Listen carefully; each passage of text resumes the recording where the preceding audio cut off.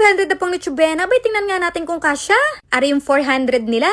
Medyo maliit siya, Mima. Apakaganda niyang tingnan pero parang mang hindi sulit ang laman. Medyo mahal din kasi yata yung lalagyanan. Ari nga ang kanilang tig 1,000 at ari naman ang laman. Para bagang hindi ako mabubusog din ni Mima. Ari naman ang kanilang tig 1,500. Sa laman niya para naman wala akong mabuong putahe. Kaya ari ako yung nag-DIY na lang. Bumili nga ako ng pang-spaghetti tsaka itong pampansit. O, diba? Spaghetti sa Pasko, pansit sa bagong taon. Binilang ko na rin ng pang spaghetti sauce. Bumili na rin ako ng 2 corned beef in case na sila'y magipit. Sa giniling, iyan ay alternate. Bumili na nga rin pala ako ng pang fruit salad nila.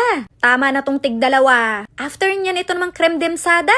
O, diba't may pang fruit salad pa sila. And cookies for snack. So, umabot nga siya ng 656 pesos per head. 3 putahe at 1 balot ng cookies. Di ko na dinamihan at medyo mabigat din naman. Ang cash naman ay mas mainam. Ayan kasi ay maganda lang talagang tingnan. Pero kung tutuusin, hassle din naman. Pero minsan, ang sarap kasi sa pakiramdam. Kapag may bit-bit kang ganyan, kahit ikay nahihirapan. Kaya sila'y aking pinagbigyan. Pero kung tutuusin, pwede ko naman talagang idagdag sa cash. Hindi pa nga mabigat. But anyway, namili nga din pala kami sa Mark & Spencer's. Yun na may mga a little bit chocolate. Bukas naman ako mamimigay sa follower. 3 20 kyaw each.